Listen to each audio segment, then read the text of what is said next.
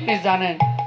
আপনার কাছে প্রার্থনা, আপনি বলুন কেমন ভাবে কিভাবে আমি জানতে পারি আজকে আমার ভাই তপস্যায় চলে গেল, সেখান থেকে ভাইকে আর পাওয়াই যাচ্ছে না। তখন বলছে শুনুন, আপনার ভাইকে শ্রীহরি হত্যা করেছেন। সে কোথায় থাকে? বলে তিনি সর্বত্র থাকেন। তার সাথে যুদ্ধ করবো আমি? বলে যুদ্ধে তার সাথে পারবেন। তিনি এই পৃথিবী সৃষ্টি করেছেন, কি করে আপনি পারবেন? তাহলে উপায় কি আছে? তাহলে উপায় একটা আছে, আপনি ব্রহ্মার তপস্যা করুন। তখন হিরণ্যকশিপু মন্দারাচল পর্বতে গেলেন। সেই মন্দারাচল পর্বতে তিনি কি করলেন? গিয়ে সেখানে বনের মধ্যে তপস্যায় বসে পড়লেন। ঘোর তপস্যা করছেন ব্রহ্মা। ব্রহ্মা সন্তুষ্ট হয়ে তিনি আজকে ছুটে এলেন। বলো বৎস তুমি বর চাও? বললেন প্রভু বর দিতে হলে আমাকে এই বর দাও, আমি যেন অমর হই। ব্রহ্মা বললেন অমর বর নাই, অমর বর ছাড়া যা চাইবে তাই পাবে, অন্য কিছু চাও। বলে অন্য কিছু আমার দরকার নাই। ব্রহ্মা চলে গেলেন। হিরণ্যকশিপু তিনি স্থির করলেন আমার যে মাথা আছে সেই মাথা কেটে আমি অগ্নিতে আহুতি দেব, আমি মাথা রাখবো না। কেন? আমার মনের বাসনা পূরণ হচ্ছে না, তাই এই মাথা কেটে আমি জল আগুনের মধ্যে দিয়ে দেব।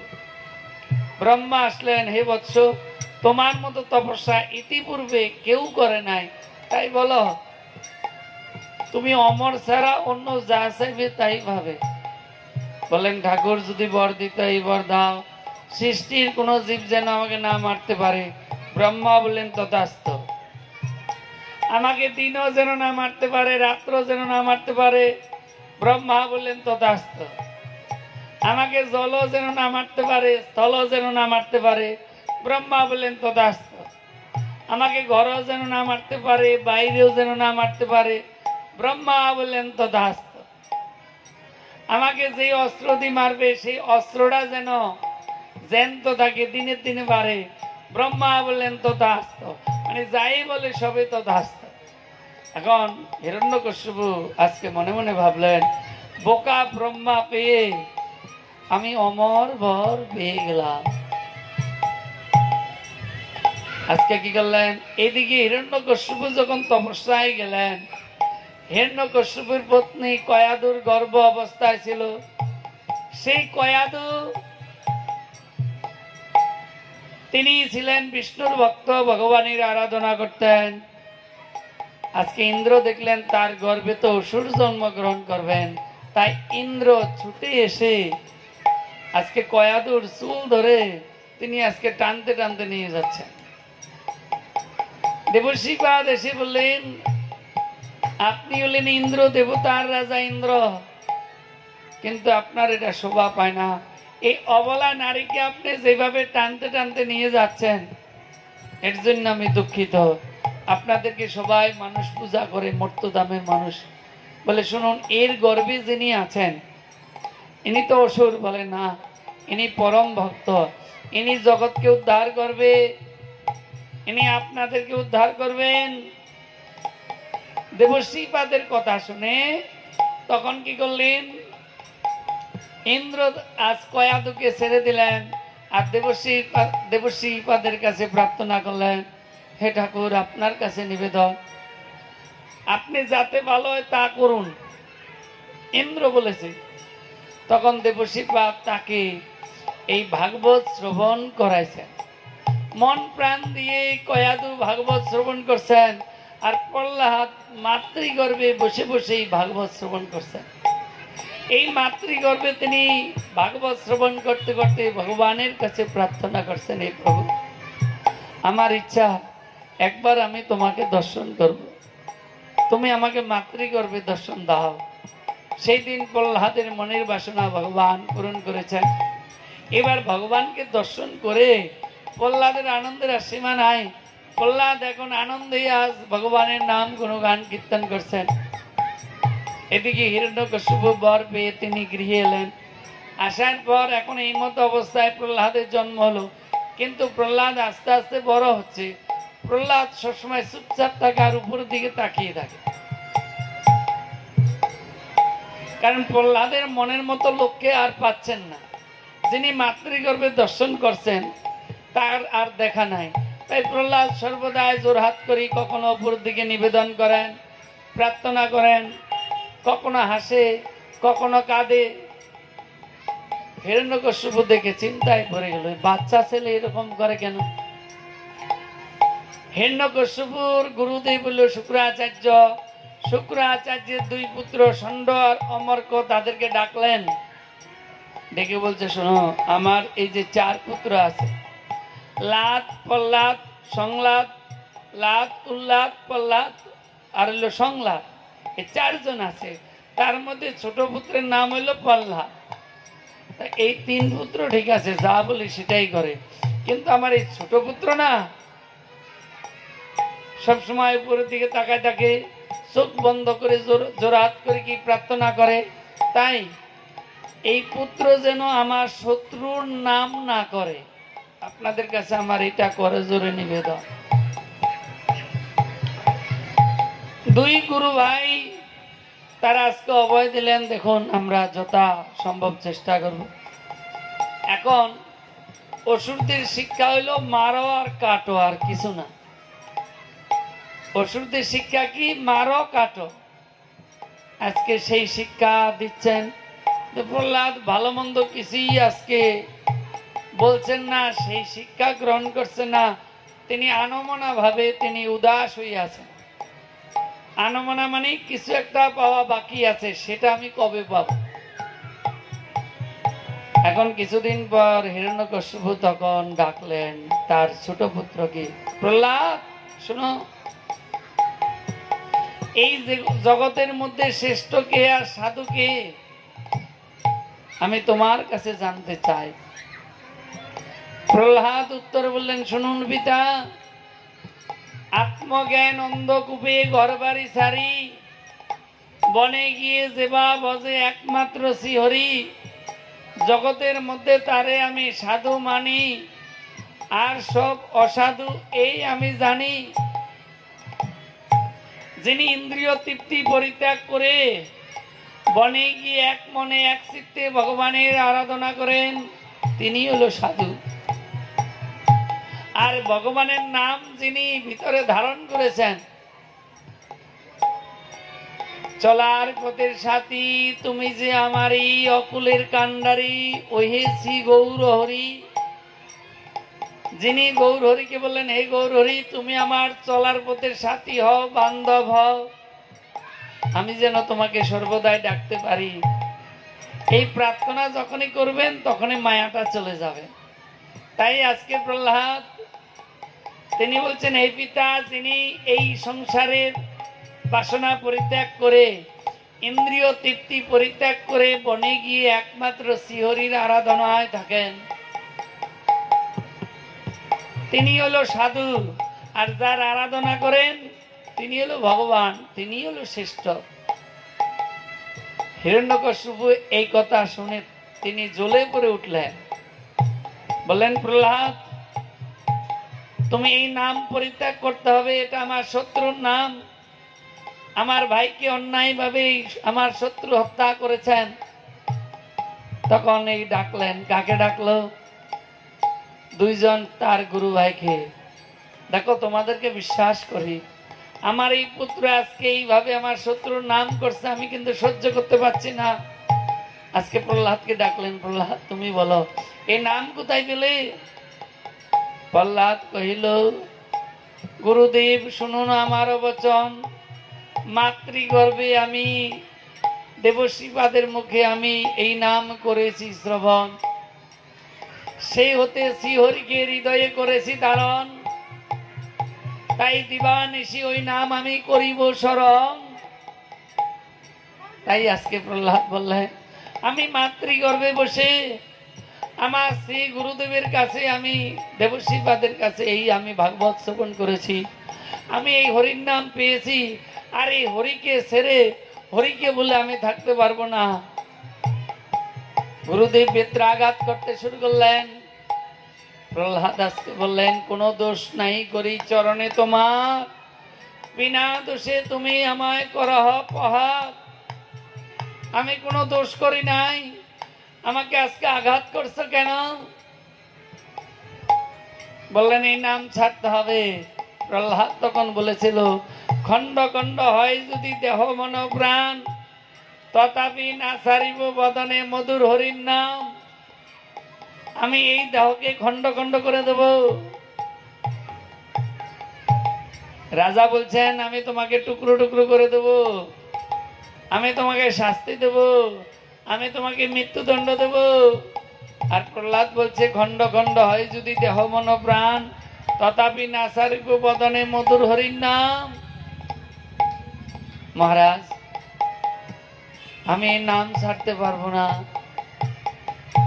এখন চিন্তায় পড়ে গেল তার পুত্রকে নিয়ে।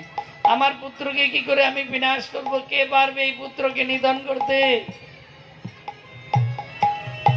মন্ত্রী বলছে, শুনুন, আমাদের অস্ত্রাগারে নতুন নতুন অস্ত্র এসেছে, সেই অস্ত্র দিয়ে এই পুত্রকে মারা যাবে।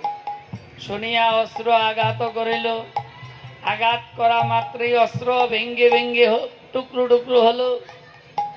আজকে অস্ত্র দিয়ে আঘাত করছে, আঘাত করা মাত্রই অস্ত্র ভেঙে যাচ্ছে, প্রহ্লাদের আর কিছু হচ্ছে না।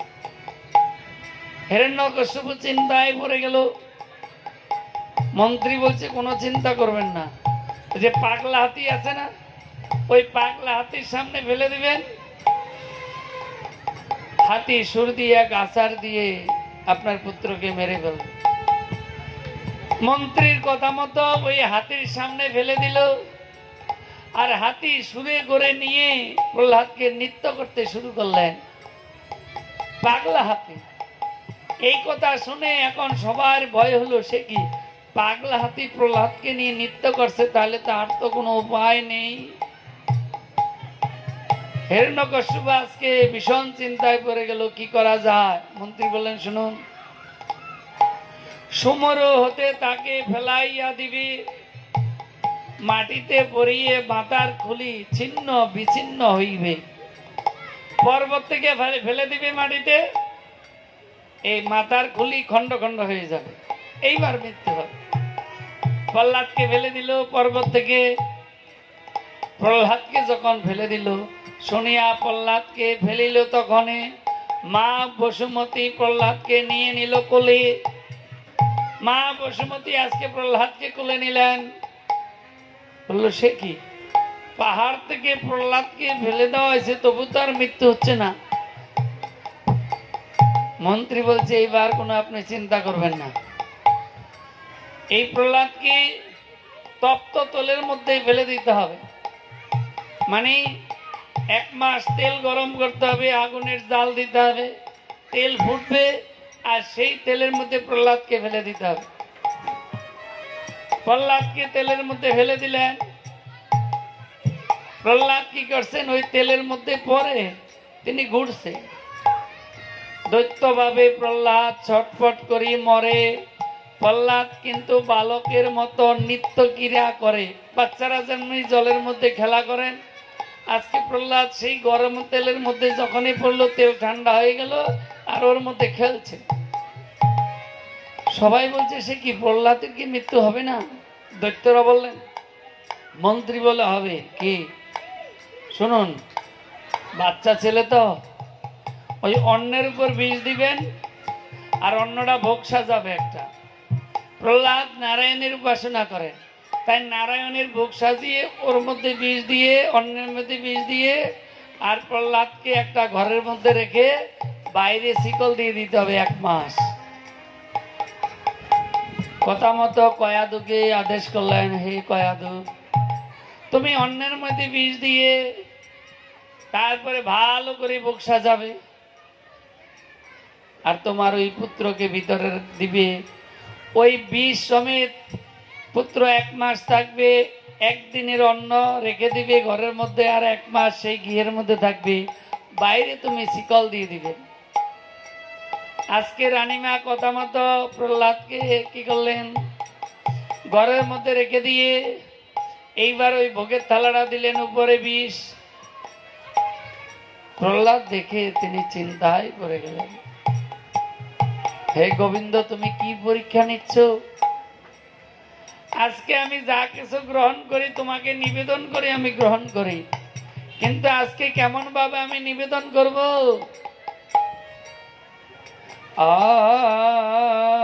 আর অন্তরে অনন্ত দুঃখ ব্যথার মালা গাথি, এই সংসারে কেউ হলো না আমার কৃষ্ণ সেবা সাথী। অন্তরে অনন্ত দুঃখ ব্যথার মালা গাথি,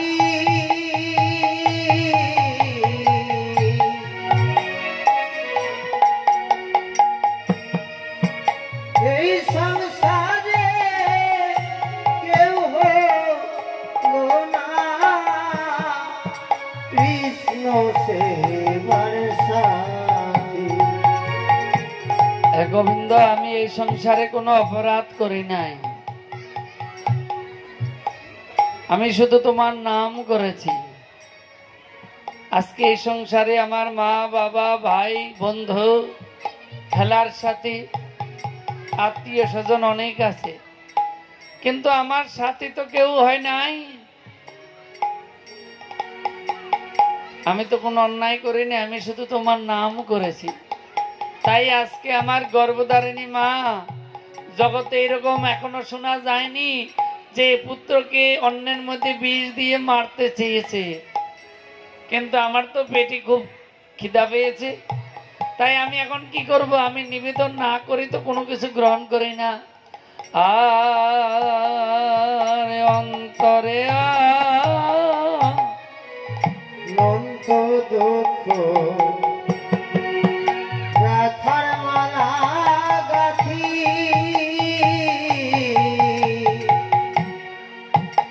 এই সংসারে কেউ হলো না দয়া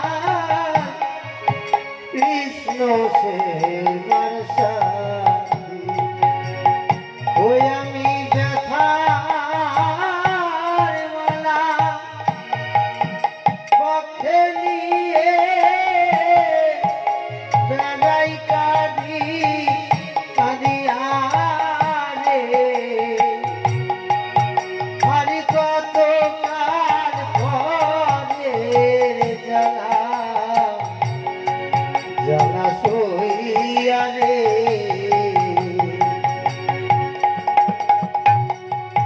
পরবাসী হইয়া যাব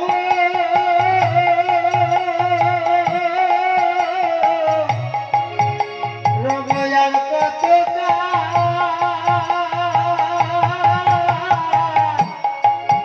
আমি কত কাল পরে জ্বালা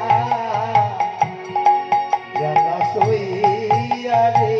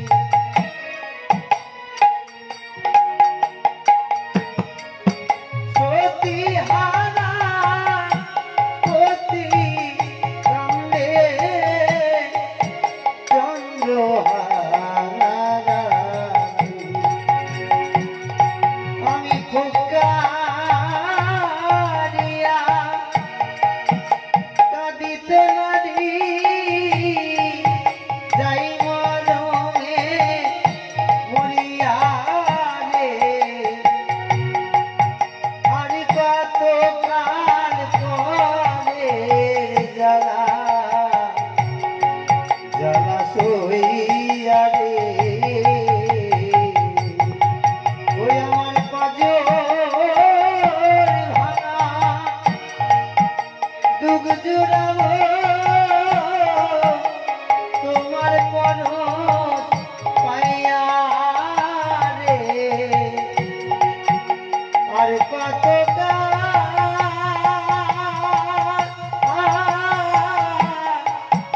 আর কত কাল পরে যারা সইয়া রে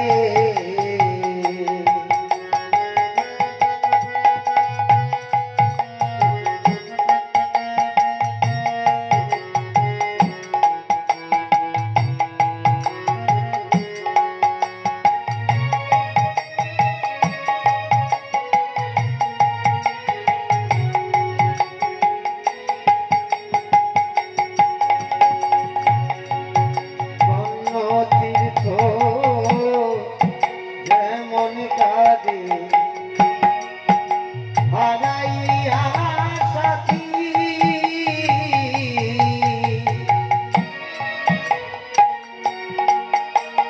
সতী হারা পতি কান্দে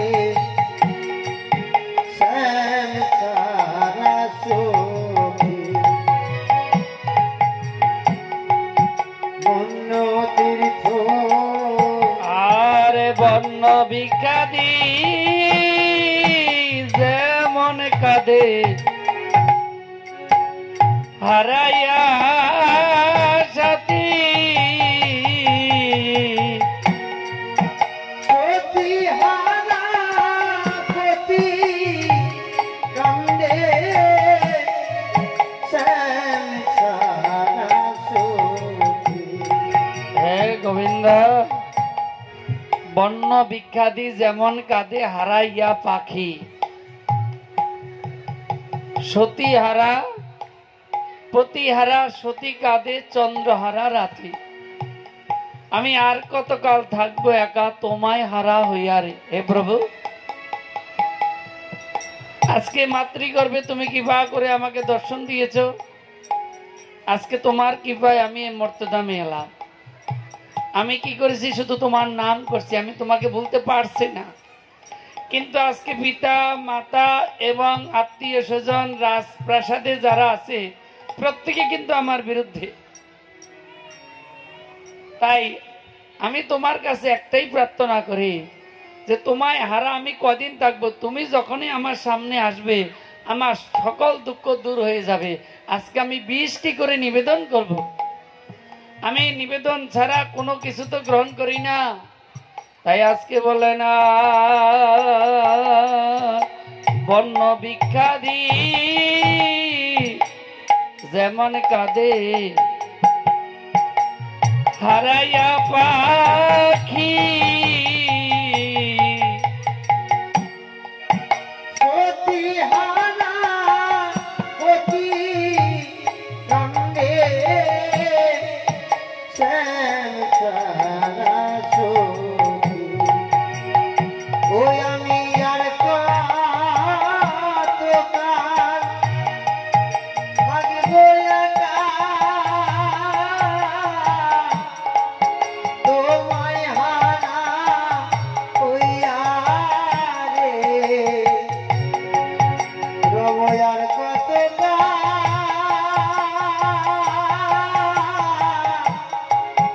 আর কত কাল পরের জ্বালা সইয়া রে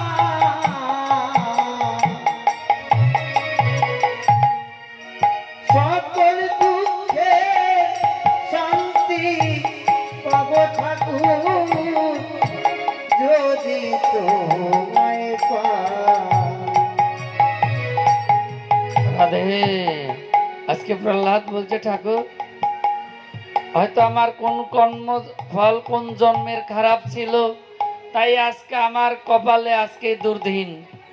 কিন্তু তুমি যতই কাঁদাও তাতে আমার দুঃখ নাই। যদি তুমি কৃপা করে একবার দর্শন দাও তাহলে আমার দুঃখ দূর হয়ে যাবে। তাই বলেন পাগল বিজয় বলে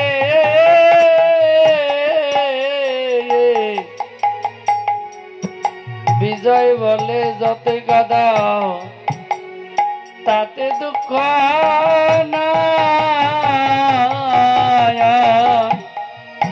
সকল দুঃখে শান্তি পাব ঠাকুর যদি তোমায় পাই। তুমি কোনদিন আমায় আসবে নিতে বাঁশরি বাজাইয়া রে। আর কত কাল পরের জ্বালা সইয়া রে। ওই আমার পাঁজর ভাঙা দুগ জুড়াবো তোমার পরশ পাইয়া রে। প্রভু আর কত